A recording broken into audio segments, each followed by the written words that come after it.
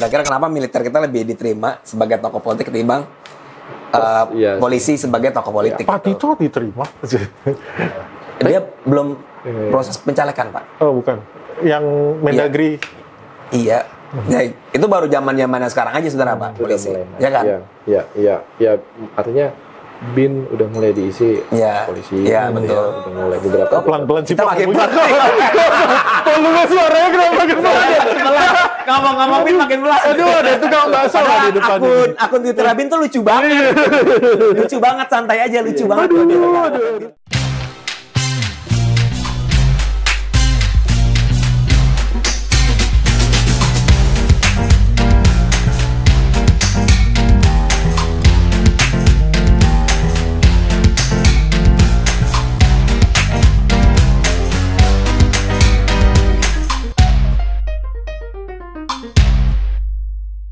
Balik lagi di Suara Warga di channel Sekolah Politik dan Komunikasi Indonesia. Mantap, Mamot kayaknya bersemangat sekali.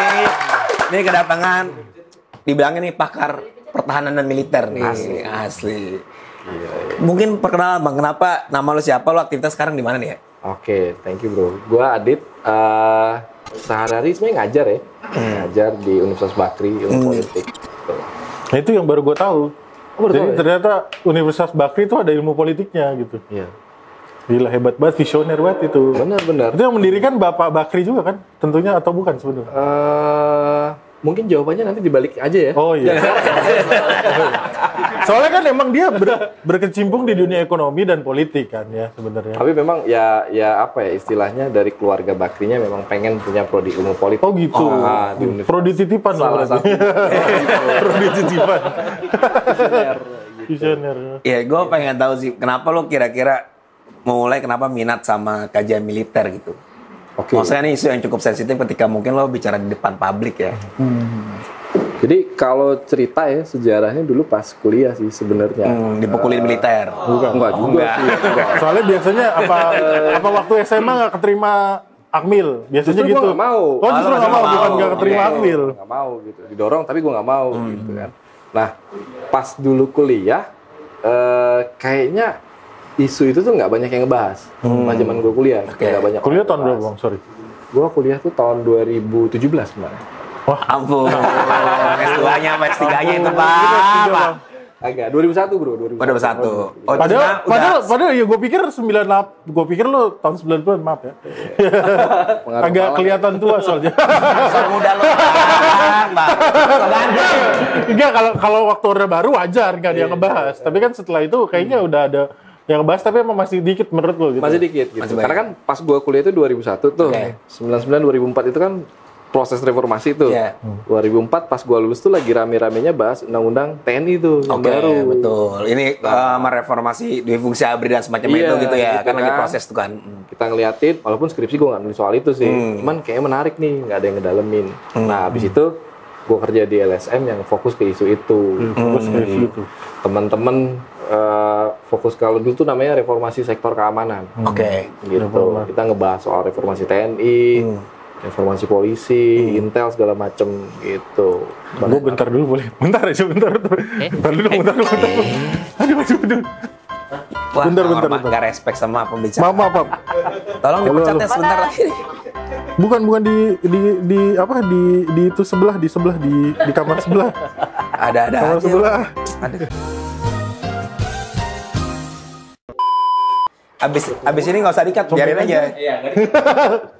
Santai kok. Gue jadi merasa bersalah. Beneran gak mau gue. Ini jarang-jarang loh. Gue cut dulu. Abis ini. Udah, mulai lagi. Gue aja yang lita kalau gitu ya. Ulang aja ya. Tadi sampai mana? Ulang aja lah. Enggak, jangan dulu. Repot. Ulang aja kan? Gak usah. Lanjut aja. Iya. Oke. Lu tadi kan mau nanya sesuatu. enggak. Iya tadi Yakin lo. Tapi ini udah rekam kan? Udah, yakin. Iya kan tadi katanya yang isu militer masih dikit gitu kan. Terus jadinya lu pengen ngebahas itu gitu kan.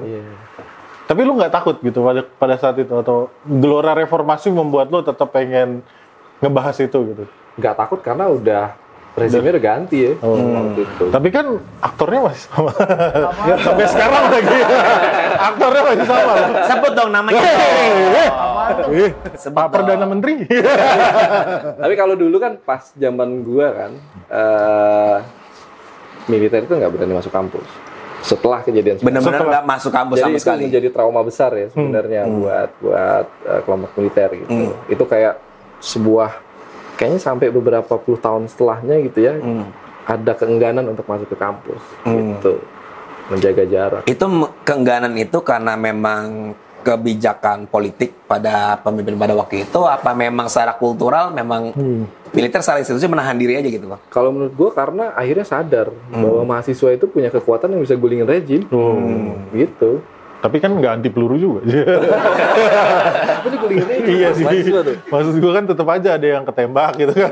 Tapi Ada yang hilang sampai sekarang. Iya, tapi gue jujur aja gue pasca reformasi ya, maksud gue hidup di era dimana waktu itu militer di kalangan mahasiswa itu sebenarnya banyak stigmanya sebenarnya. Apalagi kalau kita ngeliat pada sejarah Orde Baru gitu kan.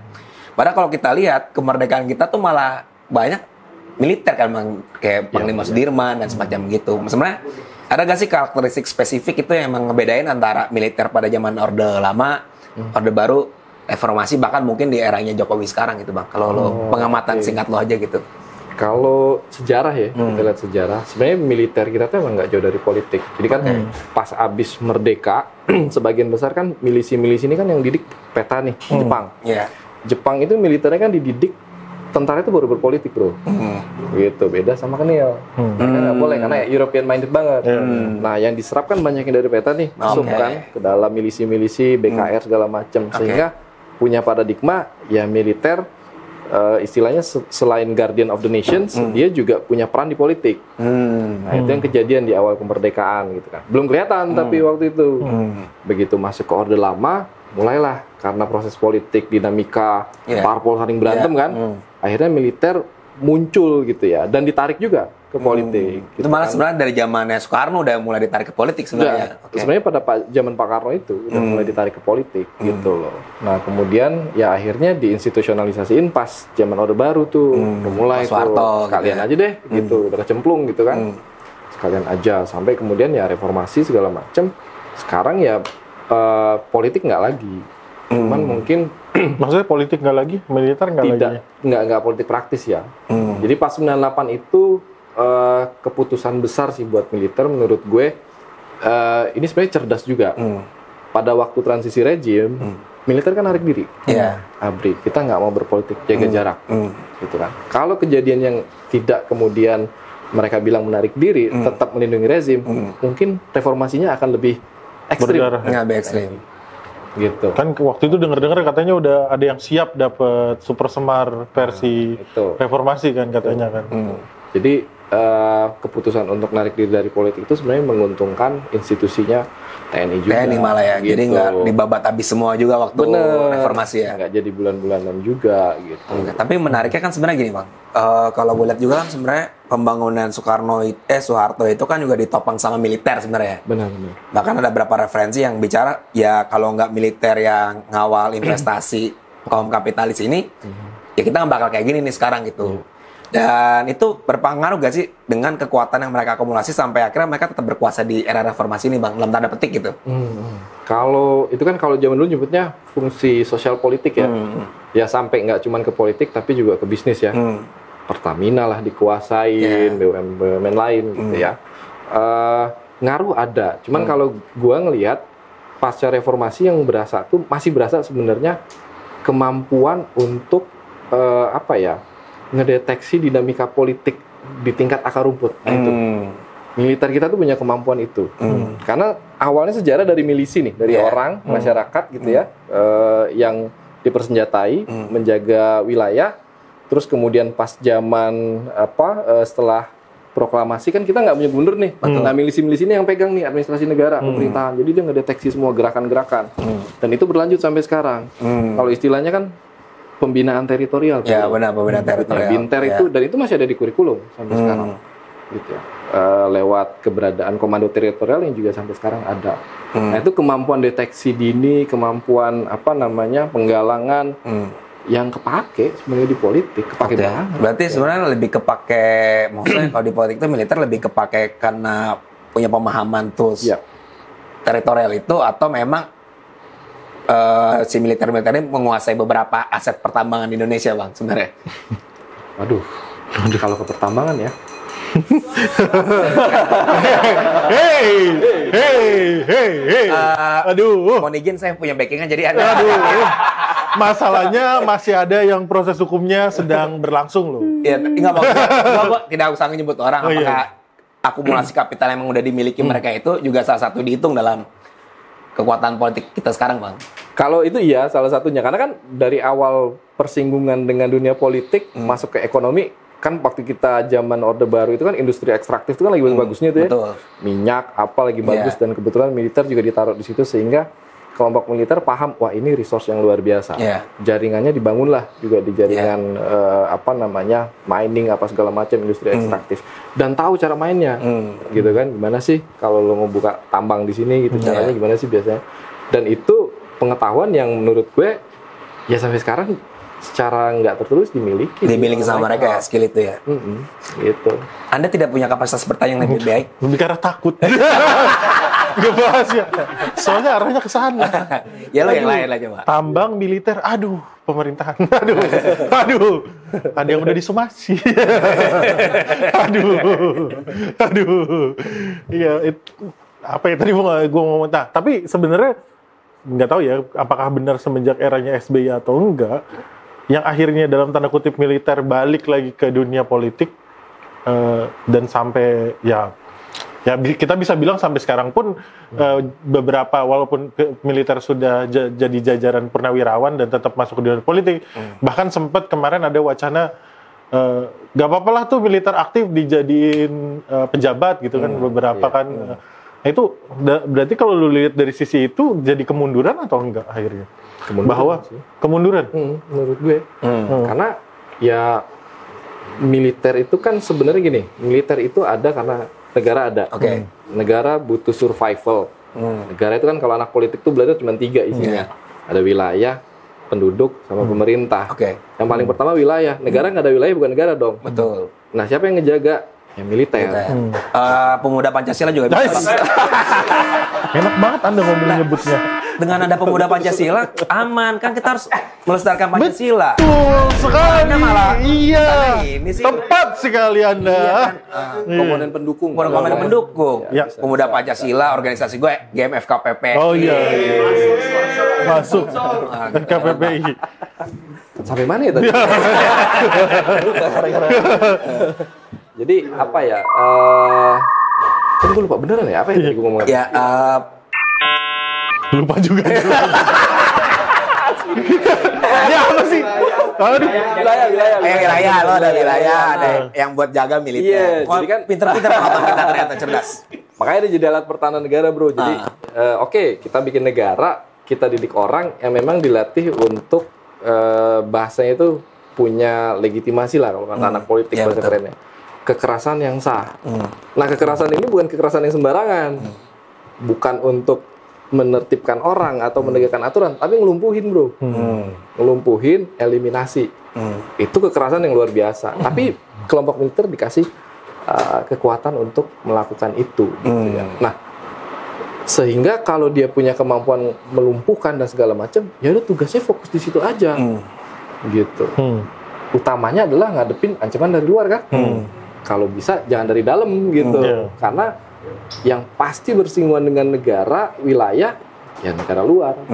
Ada yang lewatin batas negara kita, sikat, gitu kan. Ada yang coba-coba ngambil ikan di laut kita, usir, gitu kan. Nah, itu yang harusnya fungsi utamanya. Kalau politik itu kan satu hal yang menuntut akuntabilitas, gitu kan. Nah, keputusan militer untuk melakukan apapun itu harus melalui proses politik, gitu. Jangan militer ikut lagi, gitu. Mereka hanya melaksanakan keputusan politik, kebijakan politik negara kalau istilahnya kan, di undang-undang TNI itu. Kenapa harus seperti itu? Biar ada yang bisa ditanggung jawabin. Kalau salah siapa? Sipilnya yang mengambil kebijakan, presidennya. Kenapa Anda seperti itu, gitu kan? Jadi Menurut gue sih ya kemunduran sih bro. Kalau masuk ke politik Walaupun pada akhirnya kan banyak ya tadi sebenarnya kan lu udah bilang juga bahwa sejarah tuh memperlihatkan bahwa militer kita yang patriotis gitu kan dalam artian militer bersama rakyat kuat gitu kan dalam artian manunggal-manunggalan apa ya istilahnya gitu ya. Mereka dalam artian militer punya ruh bahwa dia tuh harus ikut dalam pemberdayaan masyarakat, pembangunan negara dan segala macam. Nah, itu menurut lu sendiri akhirnya ya kalau walaupun itu kemunduran tapi sebenarnya punya ruh yang seperti itu gimana akhirnya? Menselaraskan lah ya bahasanya. Oke. Nah ini balik lagi nih, kalau gue ngeliatnya simple sih sebenarnya. Kalau misalnya lu punya karyawan nih, karyawannya lu suruh skillnya itu misalnya desain, tapi dia kagak ngerjain desain, gitu kan? Disuruh misalnya, coba dong, lu copywriting gitu, lu apa segala macam. Akhirnya skill desainnya dia nggak kepake turun. Sama kayak militer, kita ngeluarin anggaran pertahanan gede nih tiap tahun, beli senjata, dilengkapin, pokoknya kesejahteraan nggak usah mikirin anak istri, kalau gugur di dunia perang, anaknya sekolahnya lancar, ya karena memang itu kewajiban negara kan, gitu kan, mereka sudah berkorban jiwa gitu. Nah, kalau misalnya ditarik ke politik, ngikutin pembangunan misalnya apa ya? Contoh lah misalnya program cetak sawah deh bro, yang kemarin lagi rame kan, suruh bikin sawah, satu bukan kapasitasnya, emang nggak pernah dilatih bikin sawah. Ya. Kedua, penyuluhan pertanian, ya emang nggak pernah. Dan ini kan ngebikin sumber daya personelnya itu terbuang sia-sia. Harusnya dia siap untuk perang, kok malah kita latih buat yang lain, cocok tanam gitu kan, sayang dong. Padahal ada institusi-institusi mungkin yang jauh lebih relevan untuk ngurusin itu ya. Bener gitu. Itu jadi pertanyaan gitu, yang institusi yang seharusnya tupoksinya gitu ngapain aja. Gitu. Kalau ngurusin investasi, kalau ngurusin investasi, siapa? Waduh, nggak tahu. Investasi loh. Nggak tahu sih. Bill Gates. Soros. Tapi gue mau ngomong, jadi kan gue sempat baca artikel lo, awal juga konsen soal bagaimana kontrol sipil terhadap militer gitu kan. Itu kan poin yang tadi kan sebenarnya ke arah sana gitu. Nah sebenarnya tuh kalau bicara soal level tuh kita di level apa nih sekarang buat kontrol sipil? Apakah masih newbie, apa udah sakti, apa udah jago kayak gitu? Kalau dibilang level ya, nggak jelek-jelek amat sih. Nggak jelek amat. Oh, tapi nggak jelek-jelek amat lah justru. Kalau kita dibandingin misalnya di kawasan Myanmar gitu misalnya. Ya bahagia. Ya kan sekarang titik ekstrim militer kan Myanmar kan berarti di kawasan kita. Dulu yang ngajarin Myanmar begitu. Ya, gue nggak tahu. Kayaknya Myanmar terjebak kita di tahun 60-an sebenarnya. Korut. Terus levelnya itu nggak jelek-jelek amat. Jadi kalau bisa dibilang tengah-tengah lah. Gitu. Nggak sebagus Singapura tapi nggak sejelek Myanmar gitu kali ya. Singapura sih nggak bagus-bagus juga sih. Nggak bagus gitu. Malah kan gue nggak pernah dengar ada Singapura, militernya Singapura menguasai sesuatu, jabatan publik kayaknya nggak ada. Nggak tahu juga. Semuanya kan tentara. didikannya ya, tapi wajib militer semua mereka. Iya sih, benar juga. Kalau kita sih middle ya sebenarnya. Di politik yang yang aktif udah nggak boleh lagi nyalek gitu kan, atau jadi DPR gitu. Itu udah satu prestasi sih. Itu luar biasa banget ya. Asia Tenggara untuk negara demokrasi baru tuh emang luar biasa. Terus di jabatan-jabatan publik juga nggak lagi perwira aktif gitu, dia harus purnawirawan dulu gitu ya. Tapi memang ada beberapa hal, misalnya contoh yang kita masih alami sampai sekarang tuh kayak terkait dengan penegakan hukum gitu kan. Misalnya apakah misalnya militer itu ketika TNI dilibatkan dalam penegakan hukum itu sejauh mana, itu masih abu-abu lah kita nyebutnya gitu. sama yang gelap, bukan gelap sih gue bilang. Masih sumir loh ya. Abu-abunya abu-abu. Abu-abunya agak tua. Ya. Oke. Ya sektor pertahanan itu sendiri sih. Gitu. Atau itu apa yang itu kalau misalnya kalau misalnya satu kawasan udah jadi kawasan strategis sih. Kalau nggak salah kan militer harus mau rencana strategis nasional itu. Militer harus menjaga di situ kalau nggak salah. Kawasan vital kali ya. Objek vital nasional. Objek vital nasional. Iya. Gardu induk harusnya dijaga. Ya, itu harus dijaga. Jangan misalnya jaga di pelabuhan, ngapain? Sama stasiun kereta. Itu kan nggak ada ini. Nah, levelnya sih menengah kalau menurut gua. Menengah ya? Iya, jadi Indonesia kalau kajian literatur memang sampai sekarang menengah dan sayangnya kayaknya stagnan di situ, udah di titik. Udah nggak bisa lebih advance lagi gitu maksudnya? Bisa, tapi kayaknya kita ada di titik jenuh gitu. Titik jenuh. Udah gitu. Berarti kalau untuk ngedorong supaya naik kelas itu kira-kira apa yang perlu diupayakan Bang? Maksudnya apakah proses negosiasi memang dengan pihak militer atau memang masyarakat sipil perlu diperkuat? Kalau gue lebih cenderung yang kedua sih. Yang masyarakat sipil diperkuat. Tapi kan masyarakat sipil dengan cara iya boleh. Kita tuh harus ngebangun komunitas epistemiknya, orang-orang yang mau belajar soal pertahanan, gitu kan. Selama ini kan isu pertahanan itu ya cuman milik TNI gitu, hal-hal yang teknis. Tapi sekarang kan di Indonesia tuh udah banyak anak-anak muda tuh yang belajar isu pertahanan tuh sampai teknis banget. Kalau kita beli senjata ini buat apa sih? Efektif nggak sih? Nah ini yang harus diperbanyak gitu, ruang-ruang diskusinya. Bukannya udah, kan udah ada Komcat Bang. Nah ini kan dilatih secara teknis tuh. Ini kan pernah ada satu momen Universitas Unhan ya kan, si bisa. Itu salah satu gebrakan juga gak sebelah tuh Unhan itu? Apa enggak juga? Atau jangan-jangan itu malah menghegemoni. Kalau Unhan kan semangatnya ya pengen ngebagusin hubungan sipil militer ya biar sering interaksi gitu loh.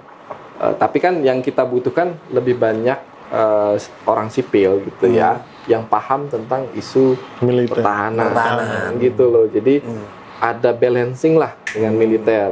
Balancing karena kenapa? Militer kalau dibiarkan jalan sendiri gitu ya tanpa masukan akhirnya kan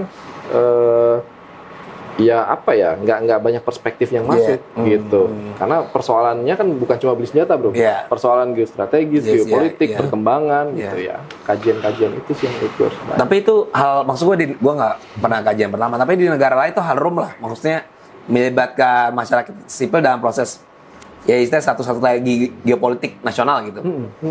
Oh itu emang hal rum jalan, gitu. Minimal kalangan akademisi sih.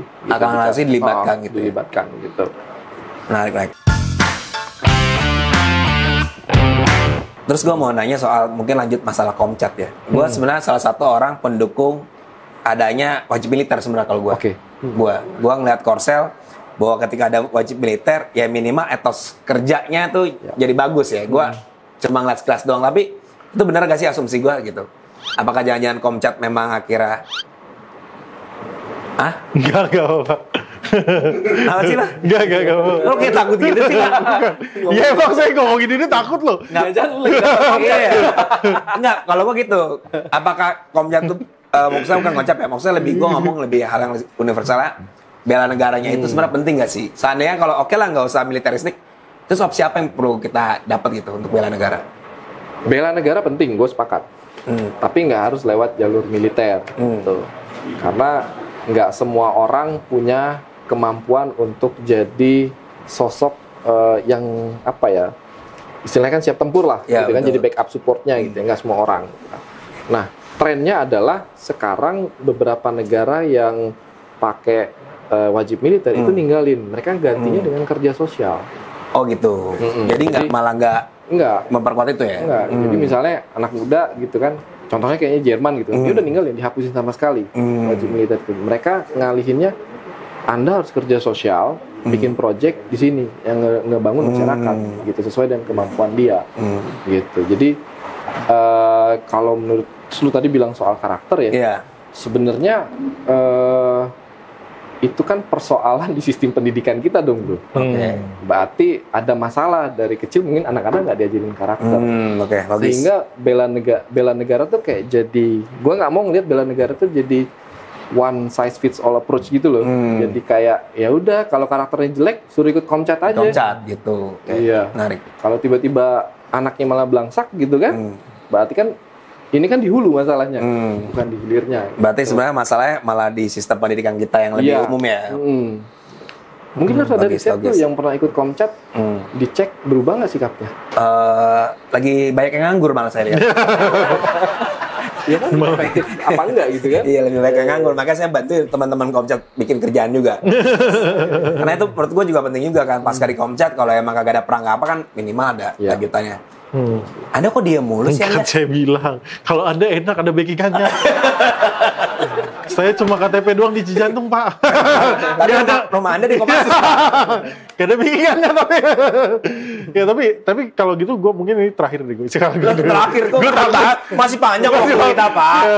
Berarti level maksud gue kalau benar lu ngelihat kan biasanya emang akademisi akan selalu lihat tataran ideal kan. Idealnya seperti apa sih akhirnya supremasi sipil terhadap militer itu yang gue sih akan suka bahwa akhirnya kayaknya kalau misalnya itu bisa kita nggak bisa mengharapkan sampai ke Eropa gitu yang benar-benar pisah gitu. Bahkan ada negara Eropa yang mengoutsource militer mereka kan kalau nggak salah. Sangat profesional kan, jadi di situ kan berarti militer sangat profesional kan berarti itu kan titik ekstrim sangat profesional. Nah kalau misalnya yang fit lah ya seenggaknya buat di Indonesia yang masih possible lah. Kalau di apa namanya kajian hubungan sipil militer gitu lebih cerita yang namanya sipil mengontrol militer secara penuh itu nggak mungkin. Nggak mungkin ya? Nggak mungkin. Oh, okay. Kenapa? Karena yang tahu tentang pekerjaan seorang militer ya militer. Nggak mungkin sipil ngasih perintah ini, nggak mungkin gitu. Karena seorang personel militer, prajurit TNI itu ya dia memang dididik, dibentuk dengan kemampuan militer. Gitu ya. Dan tapi ini keputusan untuk menggunakan kemampuan itu harus diproses politik. Itu harus dipertanggungjawabkan. Militer boleh punya posisi nggak gitu ya dengan itu? Boleh. Justru dengan kemampuan teknisnya dia ngasih tahu, Pak, kalau Bapak ngambil keputusan mau perang nih misalnya kan, jangan lewat dari sini. Jadi ekspertisnya yang dipakai gitu untuk di situ. Keputusan politiknya tetap di sipil gitu. Jadi lebih ke kalau gue ngeliatnya dalam konteks kebijakan pertahanan nih sekarang karena kita urusan politik udah cukup inilah politik militer udah nggak begitu bermasalah gitu ya. Kalau dalam konteks kebijakan pertahanan ini harus jadi mitra sih melihatnya lebih ke situ gitu. Jadi nggak ada yang legitimasi untuk memberikan keputusan tetap di sipil. Tapi militer itu punya pengetahuan yang nggak mungkin dimiliki oleh sipil. Jadi kalau misalnya dari tadi katanya terakhir. Tadi lupa. Makanya saya enggak soalnya kalau dari dunia politik ya akhirnya kan lu berarti bilang ekspertisnya. Nah, akhirnya ekspertisnya itu dalam tanda kutip dipakai juga dalam dunia politik kan tadi lu juga bilang kan bahwa akhirnya di militer emang terdidik teritorial yang akhirnya itu bermanfaat buat politik juga kan. Jadi saling itu gitu Pak, saling menyayangi. Iya, sayang banget kalau misalnya skill itu juga nggak diterapin di politik gitu misalnya. Nah, problemnya adalah berarti di kebijakan pertahanan kita bro, nggak sesuai garisnya dengan geopolitik. Masalah itu nggak di dalam. Jadi gini, kita kan masalah nggak di dalam aja. Ini di utara, ini gimana ceritanya ini laut yang di utara. Belum lagi kita ngelihat ada AUKUS di belakang kita. Ini dikepung loh. Kalau kita cuma ngurusin persoalan teritorial di dalam gitu ya, dan nggak mikir persoalan menangkal dengan efektif gitu kan, ya nggak akan maju gitu. Elit politik mungkin boleh seneng ya pakai kemampuan pembinaan teritorial, tapi buat militer yang saya khawatirkan, yang gue khawatirin nanti malah kemampuan penangkalan itu kurang di tengah kondisi yang panas banget ini gitu kan. Ya kalau perang itu kan simpel sebenarnya. Kalau musuh udah nyampe di Jakarta atau udah mendarat di Ancol, udah kalah. Gitu. Tapi gue jadi pengen nanya lagi. Iya, menang itu kalau dia baru di ujung kelihatan, udah kita sentil. Iya, kan nggak mungkin Rian sama Bima yang TikTok itu ngelawan itu kan, Bos. Kenapa contohnya itu? Lah iya dong. Kalau dia ngajarin fungsinya kan. Iya sih. Nggak semua hal bisa diselesain Bima gitu. Iya, tapi mungkin suruh ikut Komcat aja bisa. Suruh ikut Komcat mungkin ya. Kayaknya lebih cocok ikut Bimen acara zaman dulu. Lo jadi patriarkis bodoh amat. Bodoh amat. Siapa yang homofobik? Oh, Anda dukung LGBT berarti? Yang pasti gue udah dapet tiket konser Coldplay sih. Tapi nggak jadi. Mau di demo sama. Jangan. Lanjut, nggak penting lah. Ya udah. Iya, tapi berarti dari situ gue jadi penasaran. Berarti kalau ditimbang dari, ya kan sekarang perang gampang banget ya kemarin terjadi. Ya, gue merasa sih malah kayaknya perang di dunia modern ini malah lebih cenderung gampang terjadi gitu, yang terjadi sama Rusia sama Ukraina gitu. Saya seberapa kuat kalau akhirnya ada invasi dari luar sih sekarang militer kita? Wah. Minimal kalau ditanya berapa hari Jakarta nggak kerebut lah. Iya, Jakarta bertahan berapa hari lah nggak kerebut. Iya, benar. Ya, kekuatan utama itu kan sebenarnya di penangkalan ya, deterrence ya. Nah, kalau penangkalan, kalau ngeliat karakteristik geografis kita, ngomong kan negara kepulauan, bro. Artinya harus kuat itu di lautnya, di bawah laut, sama di udara. Ya kan? Yang semuanya kita lemah. Kayaknya Mas. Kayaknya. Izin Pak Prabowo, Andriawan. Dan Andriawan kerjanya di Kuningan. Kayaknya. Di Kuningan kerjanya. Jadi Ini sana P perusahaannya. Kayaknya. Kalau ngelihatnya ya sesimpel itu aja sih. Kalau ngadepin agresi, ya itu penangkalannya seberapa. Kalau istilahnya sekarang itu kan di dunia strategik itu network centric warfare ya, perang berjejaring gitu ya. Nggak cuman sendiri gitu, darat sendiri, laut sendiri, udara sendiri gitu ya. Idealnya gitu, jadi di atas ada, di permukaan laut ada, di bawah ada, daratnya siap gitu nungguin ya, deterrence gitu kan. Ini jejaring. Nah, problemnya untuk berjejaring ini kekuatannya itu harus clear tujuannya buat apa, gitu kan. Kalau semuanya, contoh misalnya kemampuannya beda-beda nih, ada yang lebih canggih, ada yang enggak. Belum lagi kalau misalnya kita ngomong teknis gitu ya, persoalan pesawat tempur gitu. Waduh.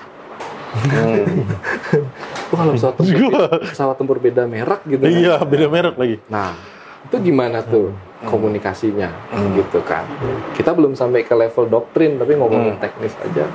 Udah sebenarnya belum banyak yang perlu diperbaiki ya. Iya, jadi kalau ditanya prediksi, gue nggak berani, bro. Berani. Wah, beneran. Tapi siap-siap gerilya aja. Oh iya. Waduh, siap-siap gerilya. Siap-siap bangun bunker dong kalau gitu saya. Harus gerilya ya. Saya ikut komcat dulu kalau gitu. Tapi gue mau nanya nih mungkin masuk ke politik ya. Jadi bisa dibilang tuh purnawirawan militer tuh lebih bisa banyak lah panggungnya untuk demokrasi kita ya, di politik, dan bahkan masyarakat cenderung suka juga sama tokoh-tokoh militer. 2 periode bro. Iya kayak gitu-gitu kan. Tapi kalau gue mau nanya sih sebenarnya mungkin lo ada ini nggak? Mungkin analisis atau teman-teman lo pernah berbincang kenapa polisi nggak bisa kayak purnawirawan anak TNI polisi gitu? Saya soal anak dia polisi. Anak polisi soalnya. Iya. Itu kenapa tuh mas analisis mas? Susah nih jawabnya.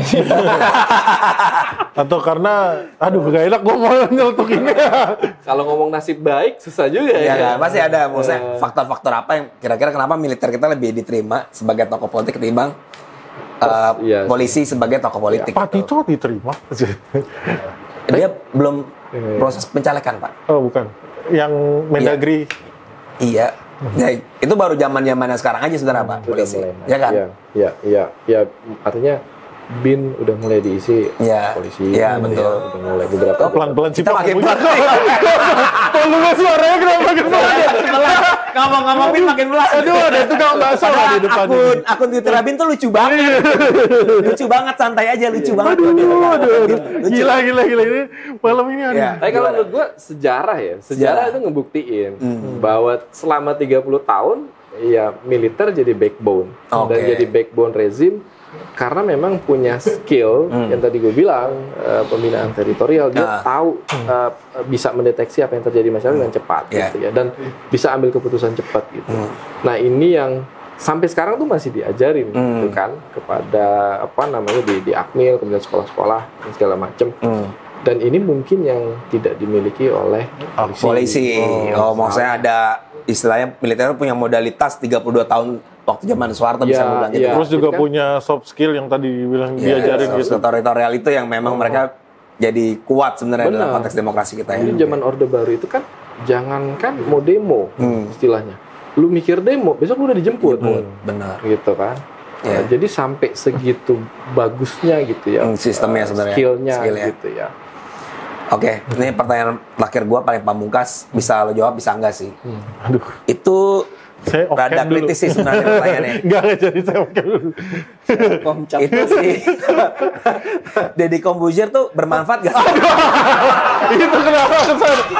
Ya, maksudnya dengan adanya Itu dia ya. sebagai Enggak, tokoh. lu jangan mentang-mentang narasumber kita kayak gini mirip. Enggak. Ya, maksud gua hal krusial apa emang itu emang diperlukan atau memang ada studi kasus di negara lain hal itu lumrah gitu. Gua nggak tahu makanya gua nanya dengan lu aja. Susah sih. Susah sih kenapa? Apa? Cuma di Indonesia deh kayaknya. Indonesia Ada. tuh. Kayaknya sih gue baru kali itu ngeliat. Oh, gue baru Terus lu takjub gak? tituler itu cuma Kayaknya lu di bisa mana? jadi disertasi lo, Mas. Soalnya kan cuma berapa orang kan kayak yang Where Supratma, kok Supratma siapa sih? Yang tituler itu? Biola, yang Biola itu ya siapa? Lukman Sardi ya? Bapaknya. Jadi Sardi. Ya itu apa sih maksudnya? Penghargaan itu sebenarnya buat apa dan memang segampang itu orang dapat atau gimana sih, Mas? Kalau itu sih, lu harus nanya ke Pak Menteri ya. Pak. Tapi kalau menurut gue kan itu ya apa ya, gimmick doang sih. Ya, waduh suara pelan banget lagi gimmick doang sih. Tetap kedengeran kok Mas di. Walaupun ngomongnya sebenarnya tetap kedengeran. Kata Mas Adit, mah karir gua rusak. Gara-gara podcast juga kan. Enggak, maksud gue ya pilihan aja. Bela negara itu sebenarnya tanpa harus pakai Deddy Corbuzier ya bisa cari yang lain gitu. Kebetulan mungkin dia yang ngepop. Gua nggak tahu pertimbangan fisiknya fisiknya badannya udah kayak militer kan. Biar ngeliatin orang bisa lebih termotivasi gitu kan, ikut ke sana gitu ya. Tapi kayaknya sih nggak ada nilai substansi. Implementasinya. Maksudnya dalam sistem pertahanan kita nggak terlalu substantif ya. Enggak sih. Oke. Kesimpulan, Cok. Simpulan. Apa yang mau disimpulin? Yang jelas saya deg-degan aja tiap ngomongin isu ini, aduh. Deg-degan.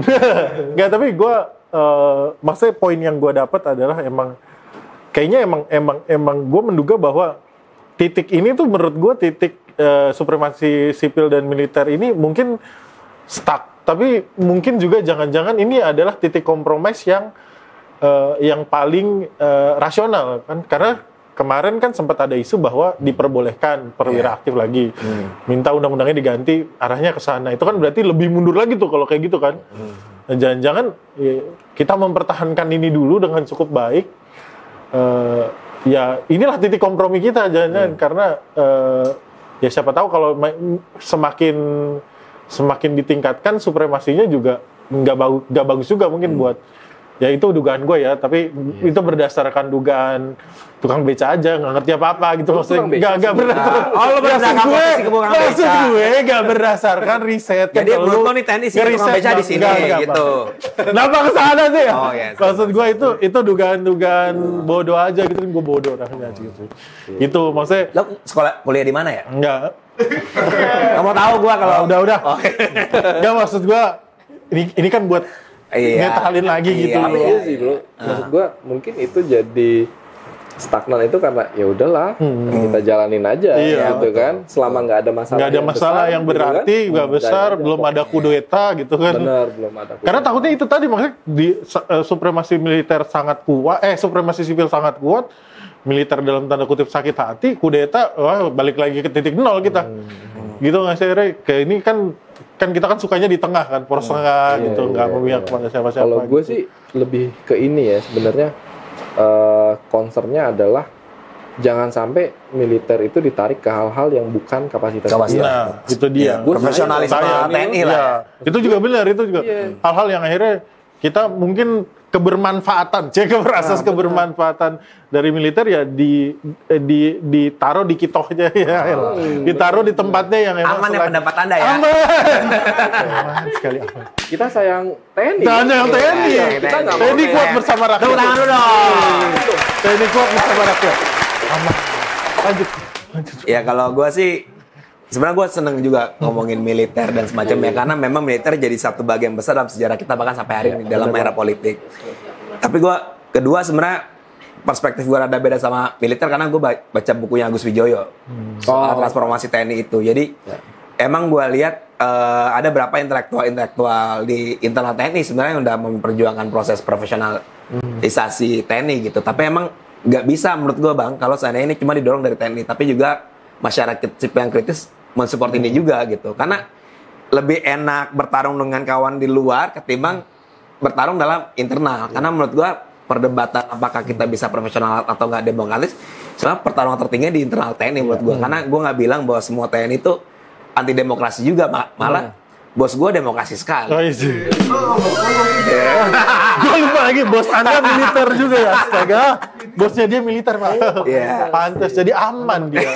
Luar dalam. Enggak, tapi yang ketiga gue menariknya memang yang nggak bisa liatin ini bang, yang lo bilang modalitas 32 tahun ini tuh, gue nggak tahu itu bakal bisa tergeser kapan sebenarnya. Karena menurut gue dengan hadirnya orang-orang ini, ya mungkin gue bisa bilang ya ke depan mungkin 2 pemilu lagi masih mereka nih yang akan berpengaruh. Tapi kan mungkin kalau dengan kontrol sipil yang kuat dan semakin kritis, menurut gue itu juga bagus buat TNI. Jadi bukannya berarti TNI menutup itu, tapi sebenarnya menjadikan ruang-ruang terbuka ini sebagai pembenahan dalam reformasi TNI sih menurut gue segitu bang. Tapi gue sepakat sama lo, dari Kombusir nggak penting sih. tapi saya dukung Pak Andika cawapres. Kenapa kesana ya? Kenapa kesana ya tiba-tiba? Jadi backingan ini. Jadi backingan. Cawapres. Udah tutup. Tapi bukan lo Gatot ya? Aduh, Gatot lagi. Oke, itu bang. Jadi kalau misalnya mau orang diskusi sama lo, mungkin lo ada IG atau Twitter atau apa? Ya, gue bisa di follow di @aditbatara. Adit Batara. Nih, jadi buat nanya-nanya soal militer atau langsung dicepuin aja bang. Panggil Panglima. Di DM cantik. Oke, jadi thank you banget teman-teman Suara Warga. Semoga kita dapat substansi yang bergizi dan posisi di obrolan di sini sebenarnya buat akademik dan diskursus lah untuk mereformasi TNI dan juga membuat demokrasi kita lebih berkualitas. Bye-bye.